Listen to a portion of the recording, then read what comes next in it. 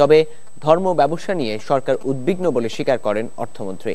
সকালে সিলেট সার্কিট হাউসে আলেম সমাজের সঙ্গে মতবিনিময় সভায় তিনি কথা বলেন। অন্যদিকে উলামা মাশায়েখরা বলছেন, জামাত ধর্মকে ব্যবহার করে মুসলমানদের ধোঁকা দিচ্ছে। শ্যামানন্দ শ্যামলের তোলা ছবিতে সিলেট থেকে আব্দুল আলিম শাহর রিপোর্ট।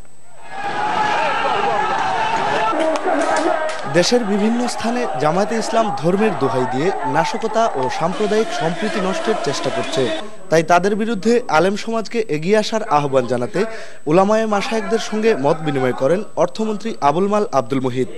এ সময় তিনি ধর্মভিত্তিক রাজনীতি নিয়ে বর্তমান সরকারের অবস্থান পরিষ্কার করেন।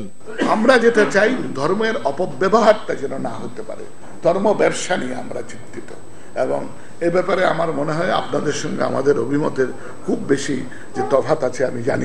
এই মত বিনিময় সভায় আলেম সমাজের নেতারা বলেন, জামায়াতে ইসলামী কোনো ধর্মভিত্তিক দল নয়, তাই তাদের ডাকে সাড়া দিয়ে দেশের শান্তি নষ্ট না করার আহ্বান জানান তারা। জামায়াতে ইসলাম কোনো ইসলামী দল নয়।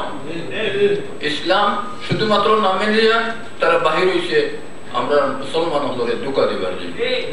এজন্য আমাদের শেখ যা বলছেন আমি আহমদ, আপনারা মেহরবানি করিয়া এই ব্যবস্থা যদি নেন, ইনশাআল্লাহ বাংলাদেশ শান্তি আসবে, নতুবা বাংলাদেশ শান্তি আসবে না। সব ধর্মের অবমাননাকারীদের সর্বোচ্চ শাস্তি মৃত্যুদণ্ডের বিধান রেখে আইন করারও দাবি জানান আলেম সমাজের নেতারা।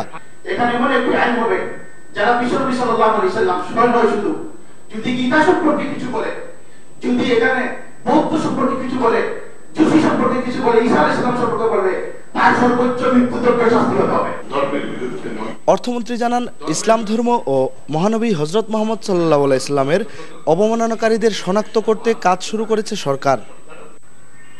Abdul Alim Shah, SA TV, Sylhet.